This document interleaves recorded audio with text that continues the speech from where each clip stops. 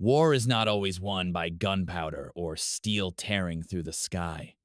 Sometimes defeat arrives on a strange and trivial scent. For starving German soldiers on the front lines, the smell of butter and popping corn was more than just food. It was a brutal insult to their suffering. It was proof that their enemy possessed such excess that they could bring the cinema to the slaughterhouse. Winter in the Ardennes in 1944 was not just about freezing temperatures, but a hunger that gnawed at every soldier's sanity. In German trenches, rations had dwindled to bread, mixed with sawdust and watery soup that barely held any flavor. The fervor for a thousand-year Reich was slowly fading, replaced by the primal instinct to simply fill an empty stomach. They were taught that the enemy across the line was a weak, spoiled, mercenary force, lacking true military discipline. Propaganda painted American soldiers as a mob of uniformed tourists who would run at the sound of heavy artillery. However, the reality on the ground often whispered a story far different from the broadcasts of Radio Berlin. Between the pauses of mortar fire, the wind often carried strange aromas from American lines just a few hundred yards away. It wasn't the scent of death or gunpowder they were used to breathing, but the smell of warm coffee, sweet tobacco, and something savory. For noses accustomed to the stench of trench rot and stale sweat, these scents felt like a torturous hallucination. German veterans often mocked these aromas as signs of weakness, proof that Americans were too busy pampering themselves to fight. They laughed cynically, imagining the enemy picnicking while they endured the cold in thinning uniforms. That mockery became a defense mechanism, a way to reject the fact that they were actually dying of envy. One symbol of ridiculous luxury that often became a laughingstock was the rumor of popcorn. For Wehrmacht soldiers raised on Spartan discipline, the idea of bringing light snacks to a battlefield was the height of unseriousness. They could not imagine how an army could function if their rations included food usually enjoyed while watching movies. They referred to the Americans as the chewing gum armada, convinced that reliance on comfort would be their undoing when real combat broke out. This belief was held tightly, as if denying the enemy's comfort made their own suffering feel more noble and dignified. Yet, a hungry stomach knows no ideology or national pride. When a surprise attack occurred and the lines shifted, some American positions were temporarily overrun by German forces. This moment should have been a tactical victory, but it often turned into a paralyzing psychological shock as they inspected the spoils of war. They found not just ammunition, but piles of logistics that seemed endless. In abandoned bunkers, they found whole cartons of cigarettes, chocolate bars, dry socks, and, of course, cans of corn.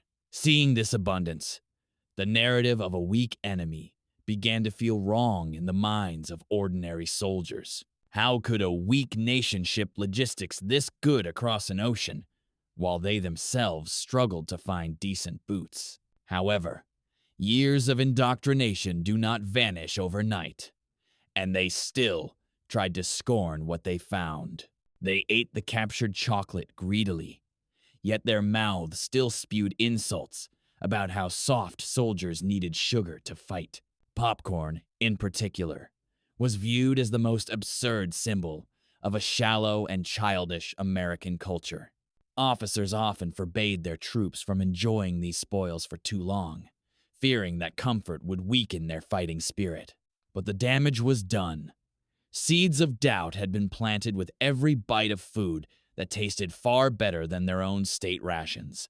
Hatred mixed with desire, creating a quiet inner conflict beneath their steel helmets. The situation turned drastically when the Ardennes offensive failed, and hundreds of thousands of German soldiers eventually surrendered or were captured. Becoming prisoners of war, POW, brought them into the belly of the true American military logistics machine. They were herded into vast temporary camps, where they saw an unbroken line of trucks offloading supplies. This was where the real cultural confrontation happened, not with bullets, but with lifestyle. Those who had mocked from afar now had to stand in line, awaiting their fate at the hands of the enemies they called tourists. The shame of defeat, mixed with the shock of seeing how casually American guards treated the war situation. Inside the prisoner camps, these exhausted German soldiers often clung to the remnants of their arrogance. They gathered in small groups, whispering that America only won because of material quantity, not courage. When they saw American guards making popcorn on field stoves, snickers and cynical whispers returned. The sight of corn kernels popping was deemed a circus, a spectacle inappropriate amidst the tragedy of Europe's destruction. "Look at them," an old sergeant whispered, "making bird food while the world burns." That mockery was the only weapon left to those who had been disarmed. However, hunger is the most honest diplomat, and the scent of melted butter evaporating in the cold air was an argument hard to refute. An American guard, perhaps out of boredom or odd pity, approached the wire fence carrying a helmet full of warm popcorn. He carried no weapon, only a handful of white corn blooming like cotton flowers. The prisoner's first reaction was to recoil, suspicious that this was a trap or a new form of humiliation.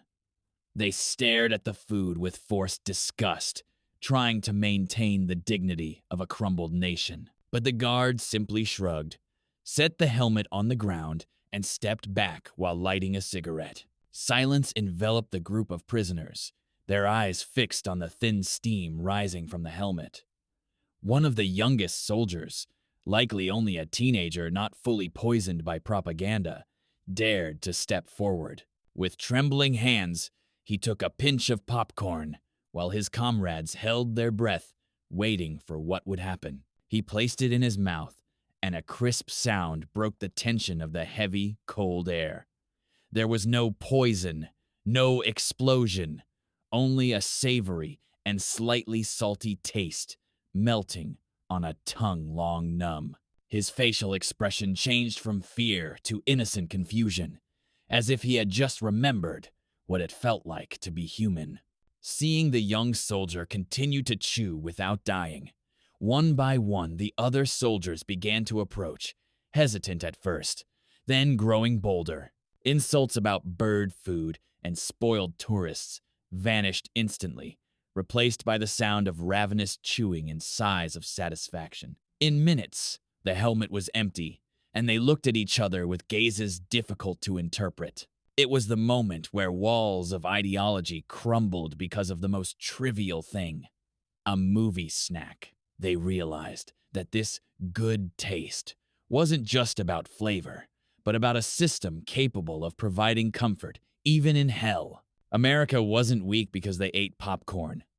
They were actually so strong that they could eat popcorn on the front lines. The taste of popcorn brought a wave of bitter realization to many German veterans in that camp.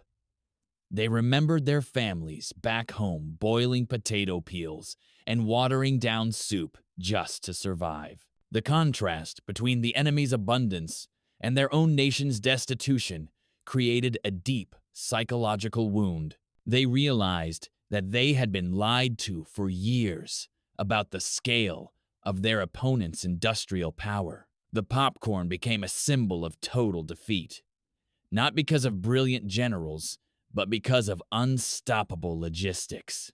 They lost not only to bullets, but to the surplus production of wheat and corn in the fields of the American Midwest. That small interaction began to change the dynamic between guards and prisoners in that sector. Curiosity replaced blind hatred, and simple questions began to be asked in broken English. "Where does this come from?" Or, "Does everyone there eat this?" became fragile bridges between two enemies. The American guards, who initially saw Germans as faceless monsters, began to see them as starving and misguided humans. And the German prisoners began to see Americans not as capitalist devils, but as people with access to a better life. Popcorn became an unexpected currency of diplomacy amidst the barbed wire. However, not everyone accepted this reality gracefully. There were fanatic officers who felt humiliated seeing their troops eating the enemy's garbage. They tried to enforce discipline again, shouting that accepting the food was a betrayal of the Führer. But those shouts sounded hollow and desperate to the ears of soldiers whose stomachs were finally full. Loyalty to abstract ideology struggles to compete with physical reality that is warm and filling. The authority of those officers slowly eroded, not by armed mutiny, but by the apathy of troops tired of lying to themselves. They preferred the salty taste of butter over speeches about the honor of a senseless death. As time passed in the prisoner camp, popcorn and other American goods became part of a strange new routine. It served as a daily reminder of a normal world that had long been missing from their lives during years of war. The taste triggered nostalgia for peacetime, a time when they were just farmers, teachers, or laborers, not killers. Popcorn, once mocked as a symbol of weakness, was now silently acknowledged as a symbol of a civilization that still functioned. Eating it felt like tasting a bit of sanity in a mad world. The hatred slowly faded, leaving behind an immense exhaustion and a longing to go home. The story of this popcorn spread from one barrack to another, becoming a small legend among the prisoners of war. Not as a tale of heroism, but as an ironic anecdote about a fatal cultural misunderstanding. They laughed at their own past stupidity when they were so convinced that true soldiers didn't need good food. That laughter was a bitter laughter. The laughter of men realizing they had fought for an illusion against an unavoidable reality. They mocked America for bringing comfort to war, without realizing that this very capability determined the winner. Their arrogance had been shattered, replaced by the pragmatism to survive. For many of them, the taste of popcorn would forever be tied to the memory of defeat and liberation. Defeat from a mad military ambition, and liberation from the obligation to keep hating without reason. It was the taste of a personal truce, a small peace that occurred on the tongue before it happened on paper treaties. When the war finally truly ended in May 1945, many of these prisoners returned to a Germany that lay in ruins. They brought home strange stories about their enemies, about chocolate, cigarettes, and popping corn. Those trivial items became proof that out there, a world existed that wasn't broken. A hope for rebuilding. In retrospect, the moment of tasting that popcorn was a microcosm of the clash between two different worlds. The old world of Europe, rigid, hierarchical, and militaristic, collided with the new world of America, abundant, industrial, and relaxed. And in that collision, the old world lost not just militarily, but culturally. Their mockery of American pop culture turned out to be a reflection of their own fear of changing times.